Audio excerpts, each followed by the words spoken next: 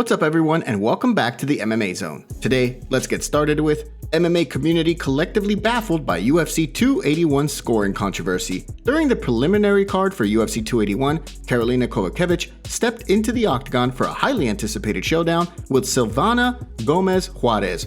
With much of the MMA community behind her, a reinvigorated Kowalkiewicz put on an impressive performance en route to what many thought was a unanimous decision victory. Going into the reading of the judges' scorecards, the general sentiment was that the MMA veteran had likely picked up her second straight victory.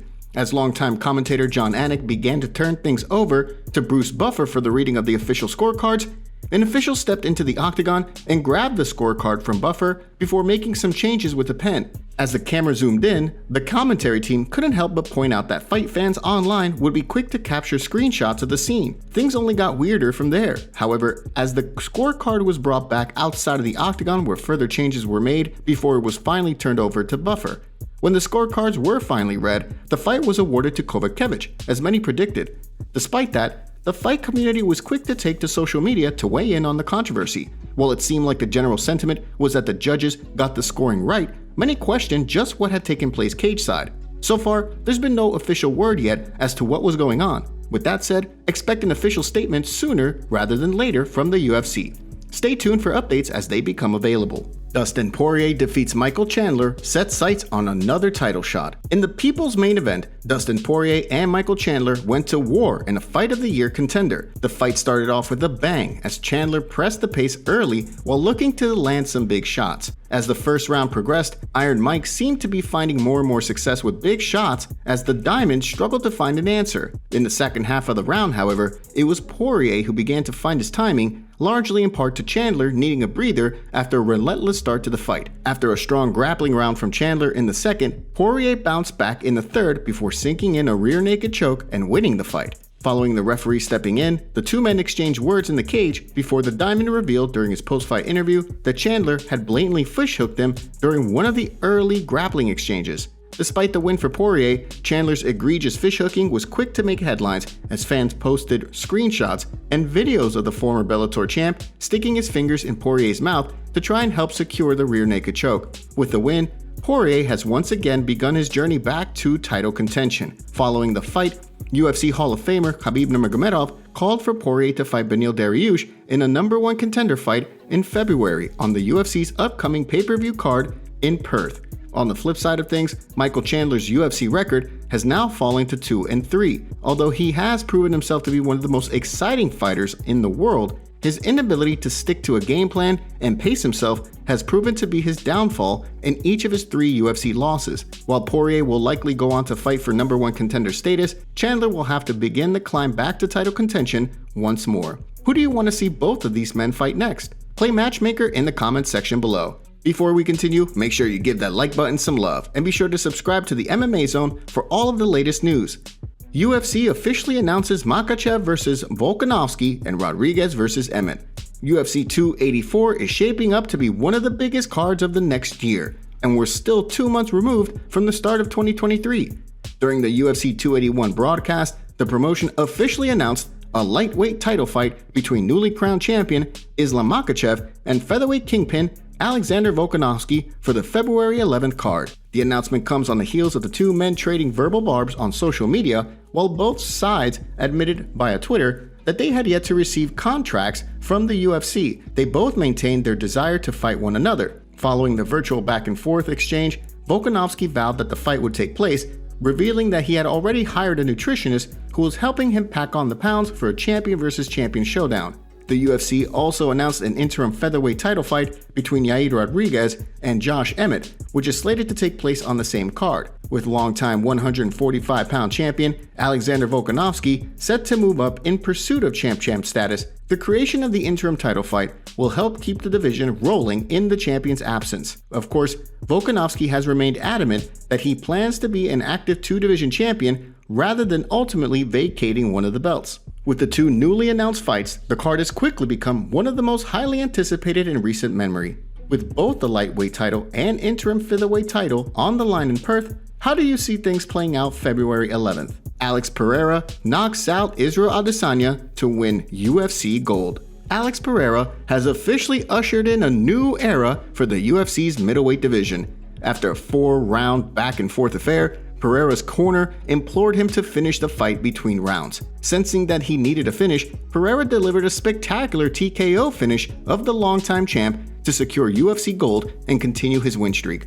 It was an impressive win for Pereira, considering the fact that the judges had Adesanya up on the scorecards going into the 5th and final round.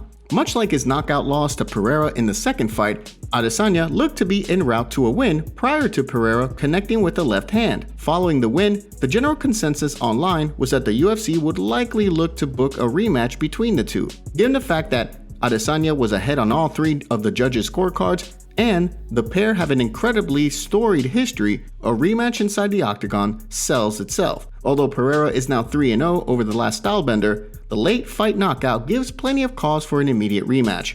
At the same time, the newly crowned champion will also likely have his eye on an upcoming showdown between former champion Robert Whittaker and Paulo Costa at UFC 284 in February. Should Whittaker manage to defeat Costa, he could have a case for a shot at the newly crowned champ, if Adesanya is going to be sidelined for an extended period of time following the knockout loss. What do you think is next for the newly crowned champion and the former champion? Give us your thoughts in the comment section below. And now for our breaking news story of the day. And when do you intend on coming back, or is it business as usual? I mean, I don't disclose everything. I've had some stuff that, some medical stuff that I've just put on the back burner. Even stuff that people make fun of me for. I mean, yeah, I just got to look after myself because my health comes first. Even think about Chadwick Boseman. When everyone was making fun of him, oh, he looks so this, he looks so skinny, he looks so sleepy, not knowing behind the scenes he was fighting cancer. People always make fun of me about my chest and other things, but they don't know what I'm doing or what I'm going through in life. But I just keep everything on the back burner, so I just got some things to fix first, and yeah, I'll be back. Francis Ngannou cast doubt on his return in midst of ongoing contract problems. Over the last few months, the hope has been that the UFC heavyweight champion Francis Ngannou would be ready to defend his belt by the end of the year. With a title fight against Jon Jones on the horizon, anticipation has continued to build towards an eventual showdown. While there was hope that the UFC would be able to book a heavyweight showdown between Ngannou and Jones for the end of the year, a recent report indicated that Ngannou wouldn't be ready until 2023. Although it sounded like a fight between Ngannou and Jones would be finalized as soon as the champ was healthy, he recently cast doubt on his future with the UFC when he gave a harrowing update on his contract situation, explaining that the concerns he raised following his fight with Ciryl Gane have still not been remedied. They can decide to cut you whenever they want. Yeah. They can give you a fight, yes or not, and they don't have to answer to anybody. They do whatever they want. So why am I signing contract? Why not am I signing multiple fight contract? I have no protection in that contract. Unless you can guarantee me something in that contract, then there's not a reason to do a contract. Matter of fact, you say I'm an independent contractor. Let me fight every time. I can fight for you and go fight somewhere else. Why am I having an exclusive contract with you with no benefit, with this, with that? Why I'm supposedly an independent contract. While many may have thought that Ngannou's frustration with the UFC and its contracts stems from a desire to fight Tyson Fury, the Predator explained that the exclusive contracts aren't a huge deal to him. But for fighters fighting twice a year on $12,000 to show and $12,000 to win contracts, the inability to fight for other promotions on the side is seriously hurting their ability to make money. He concludes things by explaining that he and his team would sit down with the UFC and figure out what's next. It sounded as though the champion was careful to pick his words, repeatedly saying that he and his team were going to see if they could reach an agreement with the UFC. The way he sees things, 5 years from now, he can see himself looking back on a list of successful title defenses while knowing that he was able to improve conditions for fighters. Only time will tell how things play out between the champions team and the UFC brass. Thank you so much for joining us today. What do you make of what's going on in the fight world? Make sure to like this video and subscribe to the channel to stay up to date on all the latest news from the MMA Zone. See you next time.